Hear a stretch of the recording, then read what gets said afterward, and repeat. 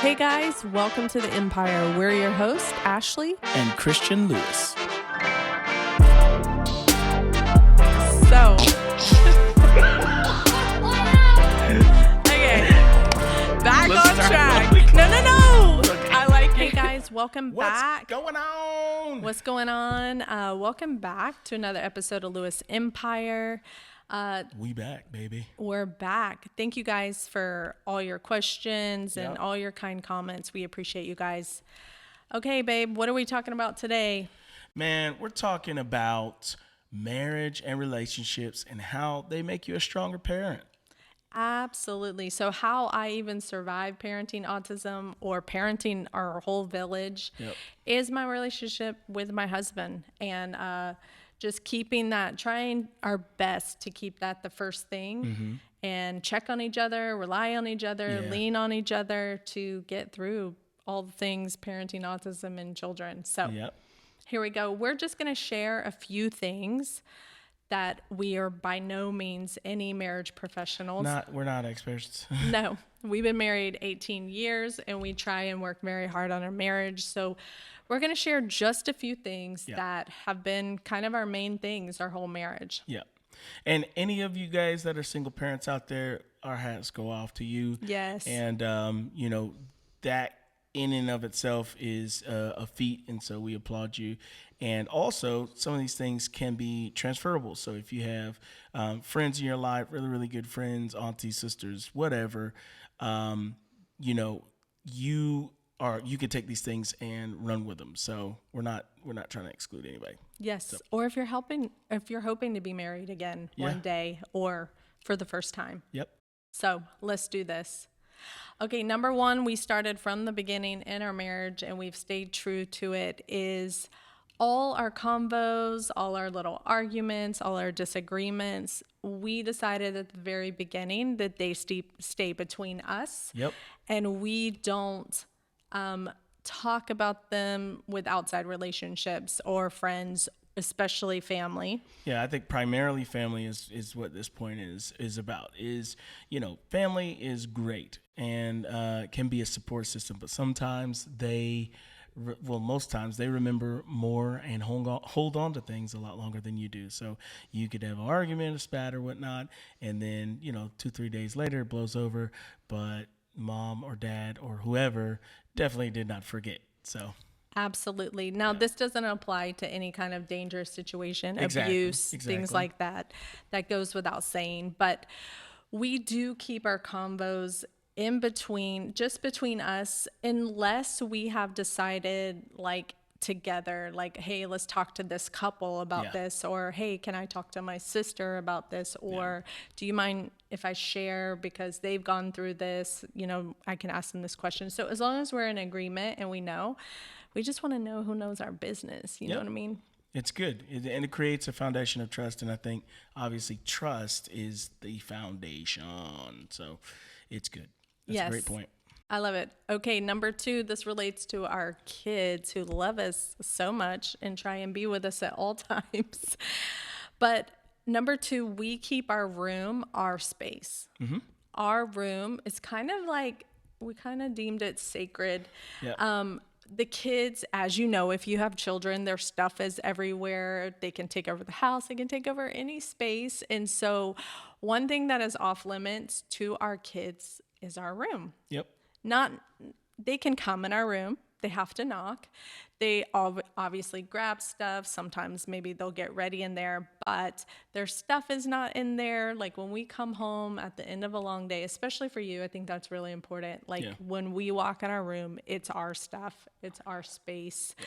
And it's a place for us to recharge, connect, and just be able to have a corner of this house. That's for us. And reconnect often leads to resetting, right? And so when you got another day coming up and you've already had a big tough day, resetting is huge. Press that reset button, get into your space. That's you and your spouse's, And sometimes that's hard. And even for us, it's not like, we can do it every single time, but as much as we can, we try to keep that a priority.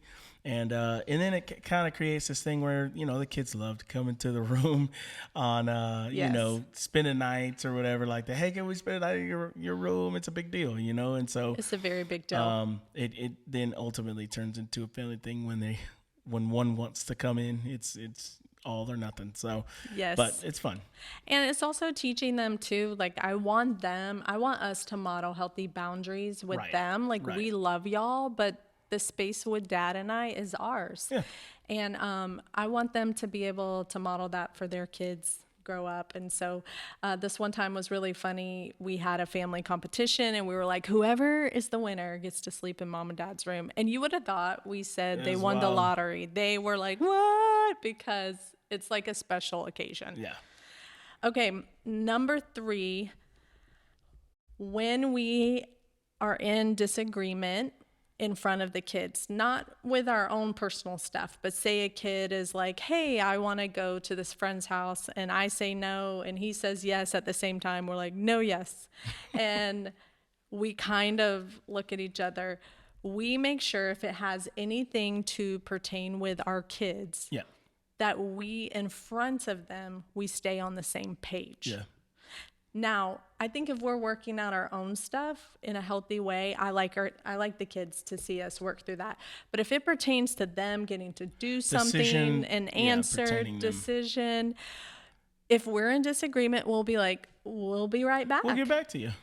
And we like go in the room and we're like, what? Why'd you say he could go? He can't go to that friend's house. It's crazy over there. Or, like, no, he didn't finish, his homework. Like his grades are lacking. So we kind of talk it out.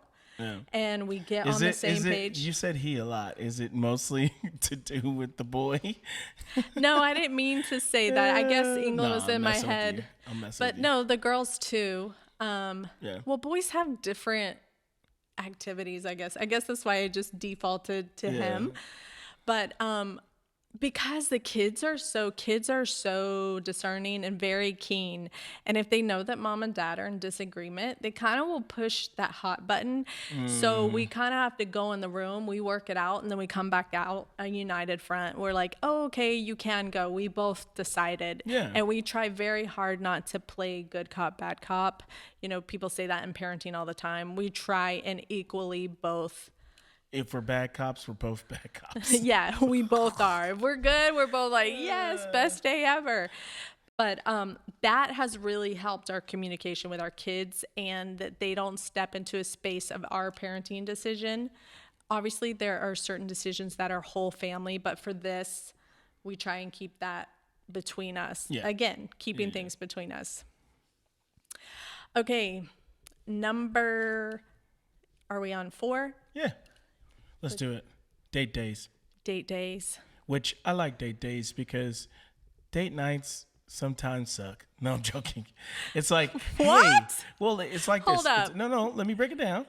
It's like, hey, let's do everything we possibly can during the day, and then let me give you the last of what I have. Got it.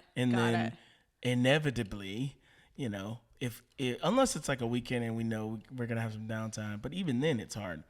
But date days are cool because I still have a little bit of energy middle of the day, especially if we meet up for lunch or something like that. We're running around doing our busy schedule or whatever. We've got still attentive, time, right? Yes. I love date nights. But date days, I don't know. They've grown on me. I didn't like them at first. But because my husband is if we're having a date night, it's romantic. Like, let's dress up. Yeah, and I'm like, that's exhausting. Yeah. Not all the time, but like, I enjoy a good date night, but it has got to be the right time and all of that. And so what happened, we were really good at that when we were first married. You add a bunch of kids, they get older, their schedules.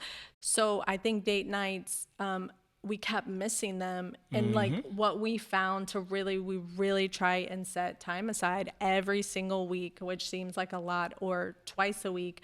Like we'll just be like, let's go grab coffee. And it's just us getting out of our space. Those are micro dates. So see, Micro now dates. you're learning new terminology that I'm just throwing on here.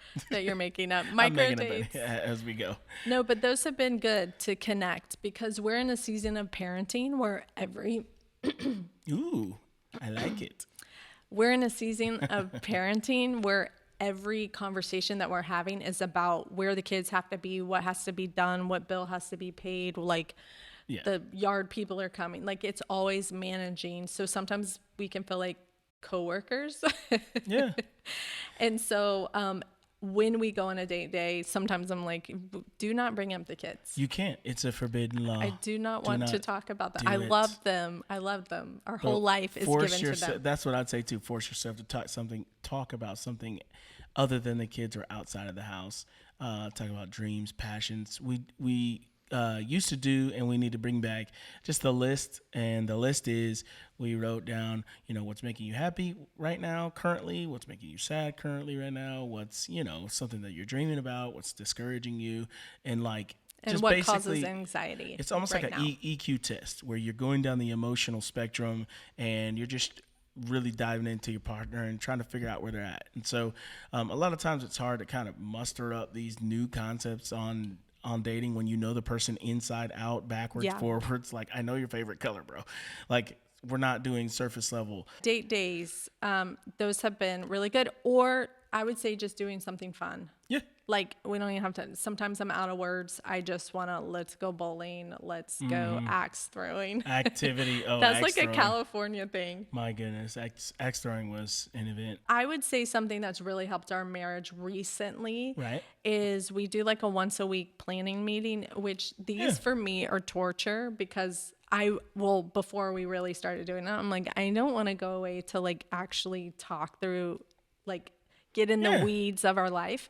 But it has really helped us because sometimes I'm not good about asking for help. I'll just do it. So when we sit down and we look at the schedule for the week of where the kids have to be and what day and what's going on, I can be like, oh, I can't do that. Yeah. I can't do that. Can you? And so when we're both looking at it together, It's so I helpful. feel like it's helpful and we can divide some things out.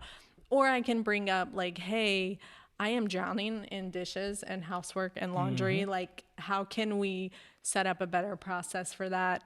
We talk about, finances, what's coming up, what the kids have coming up, or like, hey, this kid is going through this. Did something happen? So it kind of gives us a time without the kids just here and asking us for things to really kind of plan out the week, our family, and how we want to move forward. And I Yeah. appreciate those. Yeah, I really like those too because I'm a person that gets into high anxiety if I don't have planning moments. And it can be 10 minutes. Hey, we got this, and this. You've got this, and this. Am I missing anything? Okay, not missing anything. All right, let's go. Let's do it. So it doesn't have to be a full, 2-hour long meeting or whatever. It could be 10 minutes. Yes. But touch bases from a planning perspective.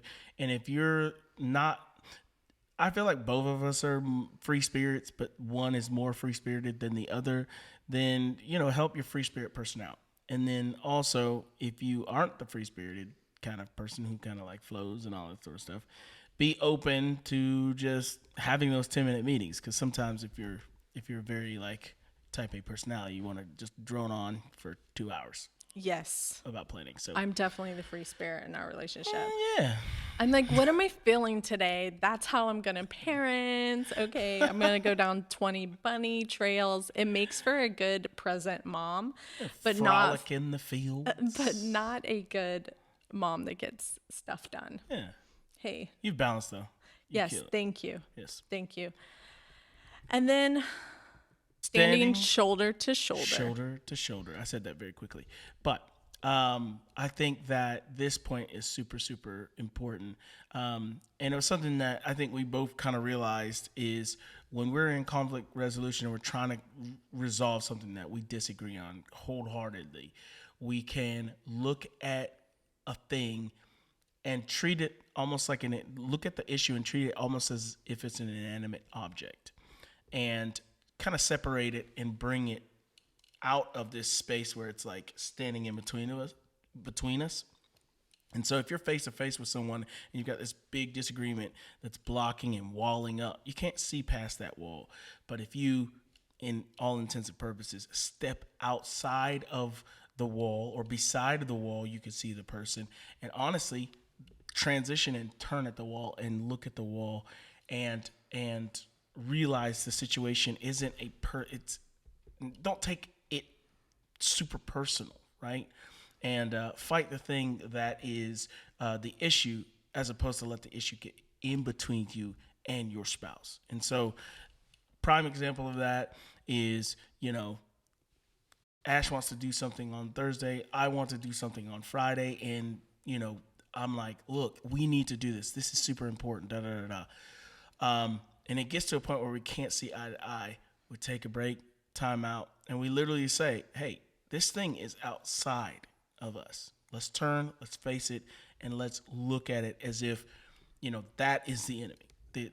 The issue is the enemy, not us. Right.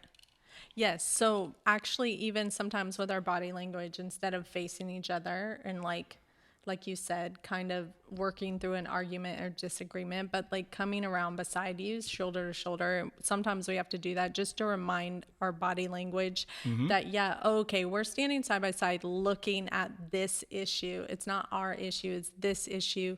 And treat it like it's an object. It has no emotions. We're just trying to problem solve. So that's helped us a ton through, disagreements or things that we can't seem to resolve. So it's been super helpful. And the thing is, one of my love languages is physical touch. So if we're, say, at the counter and we're talking about something in the kitchen, there's a difference between her being on one side of the counter, me being on the other side. Body language is huge, and we're talking and disagreeing about something, and us being on the couch, she's sitting next to me, leaning on me, and us having a conversation, or vice versa. Like, even that type of stuff helps when you're trying to move through conflict. Yes, very good. Body language, tone. And it's hard. It's hard sometimes when you want your way, but very hard. If you realize, if I could show that regardless of the disagreement, I still love you, it kind of helps with understanding the other person's side. And even if it does end up with, we got to agree to disagree, we know that there's still love there. Yeah, absolutely. Well, we wanted to share just a few things that have helped us through 18 years of marriage. Obviously, there's a ton more, but these are our go-tos, and hopefully something resonated with you.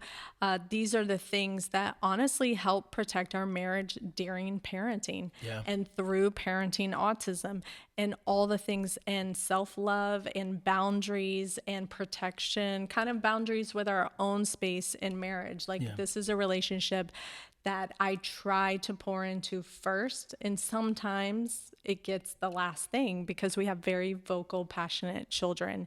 And so we're continually working on that, putting each other first, and to pour into that, because from that we become better parents. You do. You really do. You have margins to actually see, hear, and invest not only in, the well-being and the provision, but the emotional strength and intelligence of your kids. So I love you, babe. I love you too.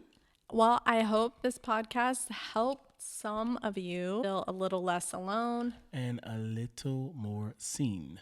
Love you guys. See you guys. Bye. Bye. Yeah.